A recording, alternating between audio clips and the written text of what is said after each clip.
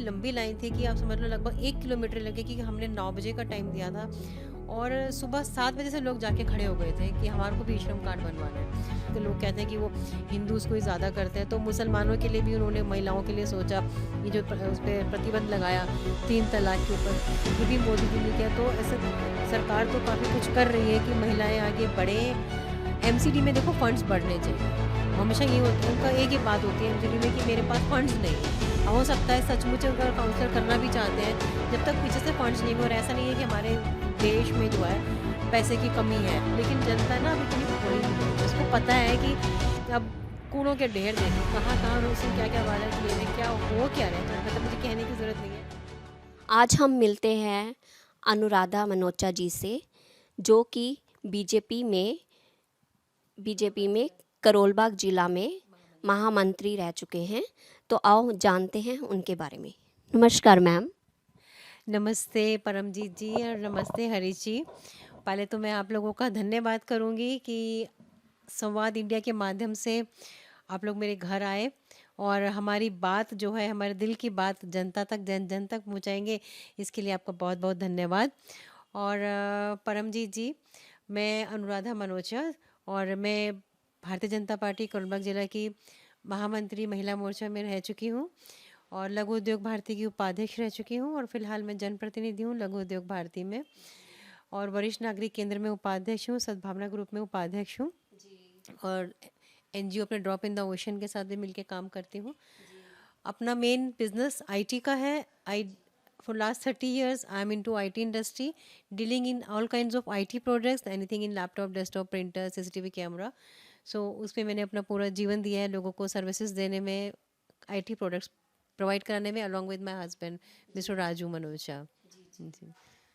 Ma'am, यहाँ के आपके इलाके की क्या क्या समस्याएं थी जो आपने सोल्व वगैरह करवाई हैं? देखिए मेरे इलाके में समस्याएं तो अगर मैं बोलूँ तो बहुत हैं अभी, लेकिन जो मैंने काम किए हैं मैं उसके बारे में थोड़ा सा बताती हूँ।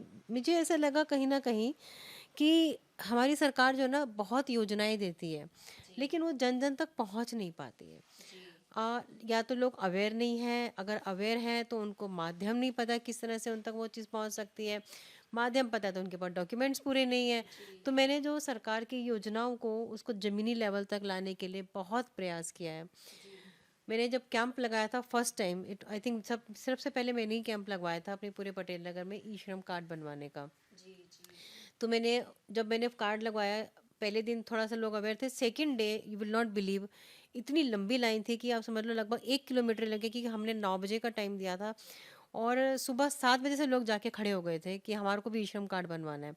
तो मुझे कहीं न कहीं उस वक़्त, और हमने सोचा कि 1 दिन का कैंप लगाएँगे, तो कहीं न कहीं ऐसा लगा कि इतनी सारी योजनाएँ हैं जो ज़मीन तक नहीं पहुँच पा रही क्योंकि लोग अवेयर नहीं हैं।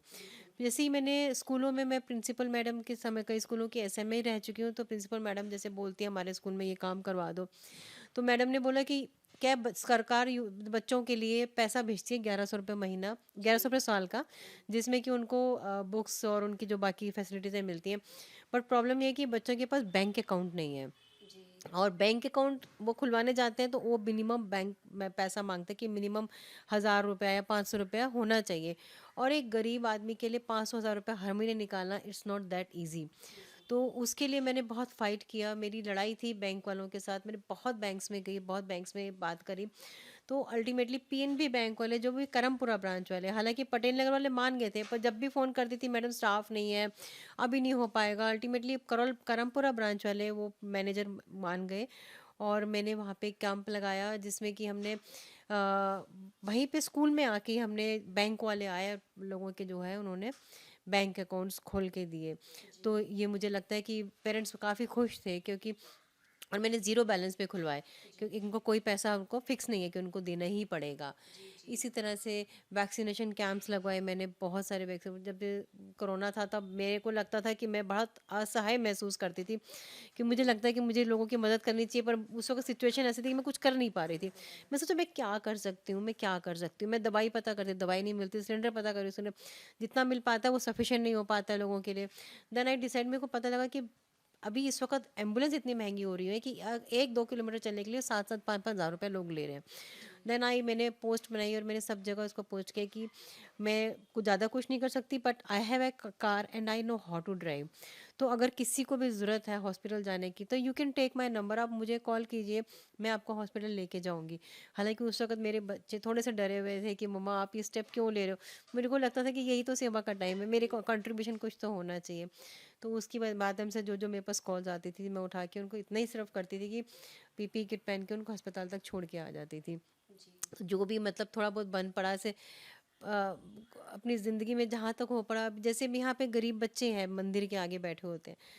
तो I will tell you an incidence कि मैं वॉक करके आती थी तो बच्चे 2-3 साल से लेके 10-11 साल तक की बच्चे बच्चियाँ सब बैठी हुई हैं, उनकी माएँ भी वहाँ पे बैठी हुई हैं, कोई किसी की माएँ है किसी की नहीं है। तो मैं उनको आके समझाती थी तो मुझे आसपास वाले लोग बोलते हैं कि भाई क्या समझा रहे हो, मैं कि इनको स्कूल जाना चाहिए, इनके पढ़ने की उम्र है, क्यों यहाँ पे बैठ के भीख मांग रहे हैं सारी और हालत ये हो गई कि मुझे आस पड़ोस से लोग बोलते हैं कि आप मैडम आप छोड़ दो, कुछ नहीं हो सकता। और वो जो पेरेंट्स है वो इतने इरिटेट होने लग गए कि भीख ही तो मांग रहे हैं, कुछ चोरी थोड़ी कर रहे हैं, क्यों रोज आके हमें परेशान करते हो, हमने कुछ चोरी किया कि मंदिर के आगे बैठे हुए बच्चों को लेके, मतलब आप बच्चों को भविष्य खराब कर रहे हो। तो मैं रोज बच्चों, मैंने कहा अच्छा चलो बच्चों आपने नई एडमिशन लेना, आप मत लो एडमिशन, आपने कभी स्कूल देखा है, वो बोले हमने कभी स्कूल। मुझे उन लोगों की ना प्रॉब्लम बहुत जेन्युइन लग रही थी, क्यों, क्योंकि ये वर्कर है मजदूर है, बोले कि आज हम यहाँ कल वहाँ हम स्कूल में डाल देंगे तो हम हमारे पास डॉक्यूमेंट्स नहीं है, हम मतलब आज डाल भी देंगे तो हमारा बच्चा आगे क्या करेगा। मतलब क्या करेगा नहीं क्या करेगा, यहाँ पर तो पक्का बिगड़ेगा वो, वहाँ जाके कुछ भी ना करे या ना करे, लेकिन चाहे 1 साल के लिए पढ़ाओ पर उसको स्कूल तो दिखाओ। तो फिर मैंने बच्चों से बोला कि आप मत चढ़ो, मत जाओ स्कूल में, आप सिर्फ देखने के लिए चल पड़ो। तो पेरेंट्स मुझे ऐसे देखते थे कि जैसे कि मतलब सुन ही नहीं रहे, बच्चे भी ऐसे साइड में देखते थे जैसे कि सुन ही नहीं रहे। तो कहीं ना कहीं मुझे ऐसे लगता था कि भाई मैं कोशिश कर रही हूँ और सफल नहीं हो पा रही। तो एक दिन जब मैंने बहुत प्रेशर के साथ बोला कि आप सिर्फ स्कूल देख लो, मत पढ़ो, देखने में क्या जाता है आपका। तो कई बात कहने पे तो एक बच्चा खड़ा हो गया। तो मुझे मैं उस वक्त भगवान से प्रार्थना की, हे भगवान इनमें सिर्फ एक ही बच्चा एडमिशन ले ले, मेरा जीवन सफल हो जाएगा। सिर्फ एक बच्चा खड़ा हुआ, मैं कहा आपको स्कूल दिखा के आते हैं। तो मैं थोड़ी दूर आधे तक गई, भागते भागते एक और बच्चा आ गया। और जैसे मैं स्कूल पहुंची तो 4 बच्चे वहां तक मेरे पास पहुंच गए थे पीछे पीछे भागते भागते। तो मैंने उनको स्कूल का एक एक कोना दिखाया, ये प्ले एरिया होता है, देखो यहाँ टीवी लगा हुआ है, यहाँ पे खाना मिलता है, यहाँ पे बच्चे खेलते हैं, मैंने सारा उनको दिखाया जो उन्होंने आज तक स्कूल नहीं देखा था। तो फिर मैंने उनको अपना नंबर लिख के दिया, मैंने बोला आप मम्मी कहाँ है, कहते मम्मी मजदूरी पे गई हुई है। मैंने बोला आप मेरा नंबर लो, अपनी मम्मी को देना और उनको बोलना, चारों को अपना अलग अलग शीट पे लिख के दिया कि उनको बोलना कि मेरे को स्कूल जाना ही जाना है, चाहे कुछ भी हो जाए मुझे जाना है। मैंने बोला उनको आपको कपड़ा मिलता है, आपको खाना मिलता है, इतना कुछ मिलेगा स्कूल में जाके। तो मेरे को मुझे लगा कि मतलब मैंने आज टाइम ही वेस्ट किया है, मैं ऑफिस को भी लेट हो गई, क्योंकि मेरे को ब्रेकफास्ट भी नहीं किया था, 12 बज गए इस चक्कर में। तो फिर भी मैंने भगवान से कहा, "हे भगवान एक बच्चे का करा दे, तू एक बच्चे का करा दे।" और जब मैं 2-3 दिन तक कोई रिएक्शन नहीं, 3 दिन बाद फ़ोन आया एक पेरेंट्स का। तो उसने बोला कि भाई बच्चा जब से मिल के आया ना मुझे बहुत तंग कर रहा है कि मुझे स्कूल जाना है। तो मैडम मेरे पास ना तो आधार कार्ड है ना मेरे पास ये है। मैंने कहा आप मन बनाओ, मैं सब कुछ अरेंज कर दूंगी। फिर मैं उसको उनको पेरेंट्स से मिली, उनके जो भी डॉक्यूमेंट्स से कंप्लीट कराए, स्कूल में गई। स्कूल में जाके मैडम से रिक्वेस्ट किया, कुछ डॉक्यूमेंट्स कम थे, मैडम बोले हम नहीं रिस्क ले सकते। मैंने बोला मैं फॉर्म भरती हूँ, मैं गारंटी लेती हूँ, एड्रेस प्रूफ नहीं, मेरे घर का एड्रेस दे दो।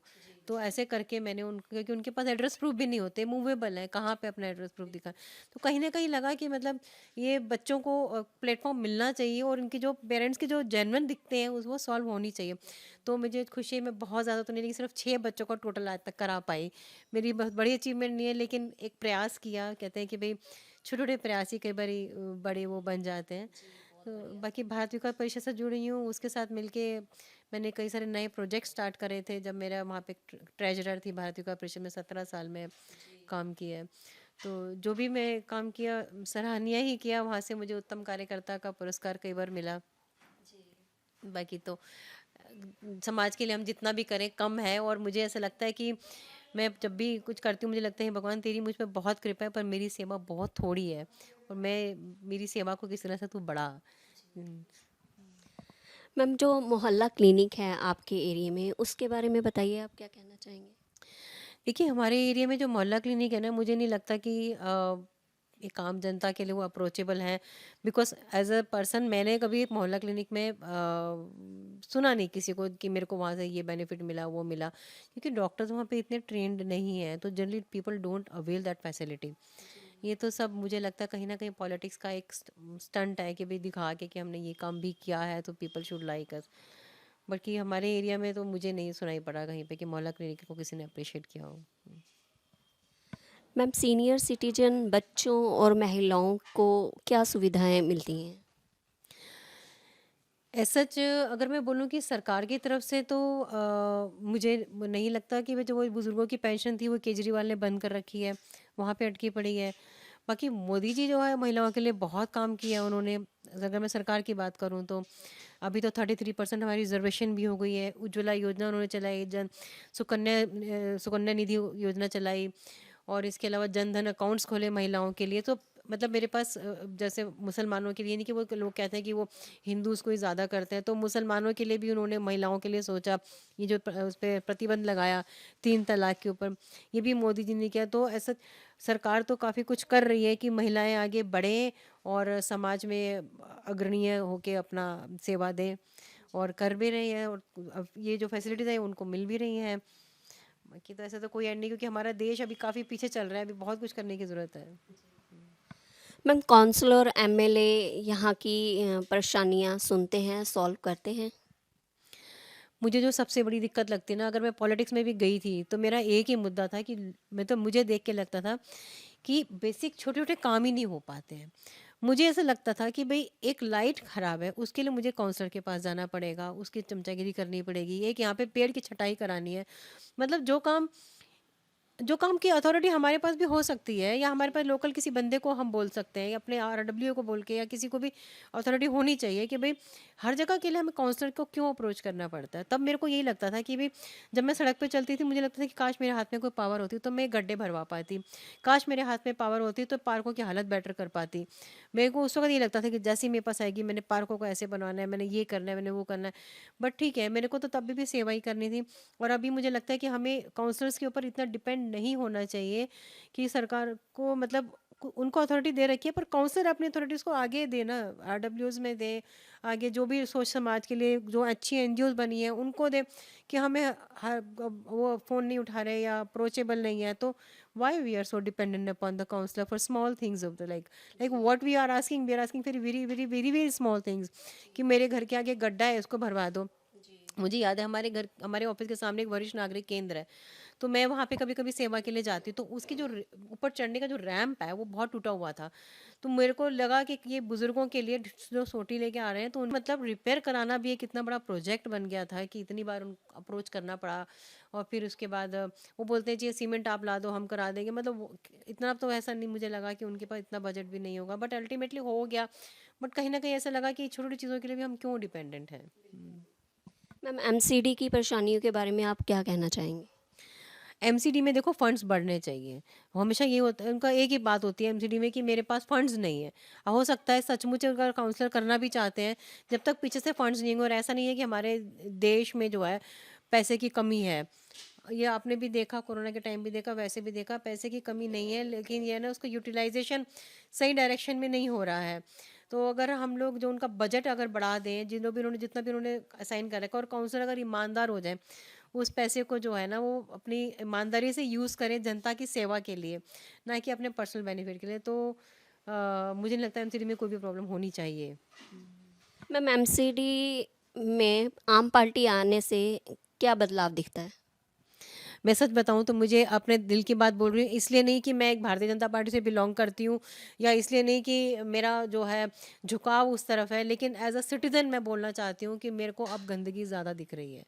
मुझे नहीं कहीं सफाई दिखती है। मुझे लगा था कि जिस तरह से वो बातें करते थे कि भाई आम आदमी पार्टी आ जाएगी तो सफाई, सड़कों की हालत देख लो आप, मेन मार्केट की जो वेस्ट पटेल नगर की मेन मार्केट की मेन रोड है उसकी हालत देख लो। और अभी इस पार्टी को 1 साल से ऊपर हो गया, तो अब किस बात का वेट हो रहा है? जब इलेक्शन आने लगेंगे तब थोड़ा बहुत काम करके तुम दिल जीतने की कोशिश करोगे, लेकिन जनता ना अब इतनी भोली नहीं रहेगी। उसको पता है कि अब कूड़ों के ढेर देख लो, कहाँ कहाँ उसने क्या क्या वादा किए थे, क्या हो क्या रहे, तो मतलब मुझे कहने की ज़रूरत नहीं है, एवरीथिंग एविडेंट। एक बारिश आती है, किस तरह से पानी भर जाता है, और हम लोग किस तरह से पानी में जैसे ना नाव चला रहे हैं। बट और जो ऐसा, और मैं उस जगह पे रहती हूँ जो दिल्ली का, सेंट्रल दिल्ली का मेन पॉश एरिया जिसको आप कह सकते हो, अच्छी जगह है, वहाँ पे सड़कों की ये हालत है। तो जो बाकी स्लम एरिया में जाके देखो, फरीदपुरी में देखो, बलजीत नगर में जाके देखो, वहाँ पे लोग कैसे रहते हैं। लेकिन एक संवेदना जनता के प्रति जो कहीं ना कहीं मिसिंग है, वो होनी चाहिए। मैम, अब जो आगामी लोकसभा के चुनाव आ रहे हैं 2024 के, इसके बारे में आप क्या कहना चाहेंगे? इसके बारे में एक ही बात बोलूँगी, अब की बार 400 पार।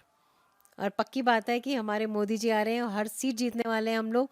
और जो देश ना सिर्फ नेशनल लेवल पे, इंटरनेशनल लेवल पे जो देश की इमेज बन रही है, जो ग्लोबली हम लोग कर रहे हैं, हमारे देश को आने वाले टाइम में कह रहे हैं कि विश्व गुरु बनेगा, और बन भी रहा है। जिस तरह से लोग हमारा, जैसे सनातन धर्म यही बोलता है कि किसी का दिल नहीं दुखाओ, किसी को हिंसा को मना करता है, यही मैसेज पूरे पूरे विश्व में जा रहा है कि भाई हिंसा को रोका जाए। तो ये करने वाला कौन है? हमारे मोदी जी कर रहे हैं। तो अगर हमारा देश इस तेज़ी से इस डायरेक्शन में आगे बढ़ रहा है, तो मुझे लगता है कि मोदी जी को आना चाहिए, और आएंगे, मुझे पूरा भरोसा है। मैम, संवाद इंडिया न्यूज़ चैनल के माध्यम से आप क्या मैसेज देना चाहोगे, क्या कहना चाहोगे? मैं पहले तो संवाद इंडिया बहुत अच्छा काम कर रहा है, और ख़ास तौर पे जो उनके एम्प्लॉयज़, मुझे आपसे मिलके, मतलब परमजीत जी से मिली, हरीश जी से मिली, और दिल से काम कर रहे हैं। कोई फॉर्मेलिटी के लिए नहीं काम कर रहे हैं कि हमारी एक ड्यूटी है बस 9 से 5 वाली वो करनी है।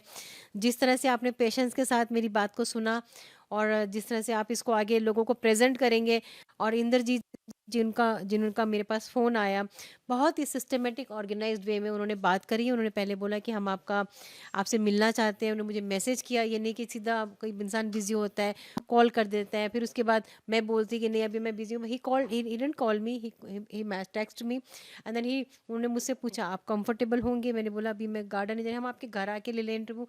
तो everything was very well organise, very well systematic, and you were all very well in time. और आप जनता तक एक हमारी आवाज़ पहुंचा रहे हैं, एक बहुत बड़ी बात है। क्योंकि आज की डेट में जो किसी टाइम में तो ये मीडिया ही एक होता था कि जो, जैसे जब आप अगर प्रेमचंद की कहानियाँ पढ़ो, तो क्योंकि लोगों की बात, अपनी बात पहुंचा नहीं पाते, तो कैसे पर्चे पर्चे बना के जनता में फेंका करते थे कि ये बात हमारी पहुंच जाए। लेकिन आज की डेट में अगर संवाद इंडिया जैसा चैनल घर तक आके हमारी बात जनता तक पहुंचा पा रहा है, तो इससे बढ़िया चैनल कोई हो नहीं सकता। Wish you all the very best. Thank you so much.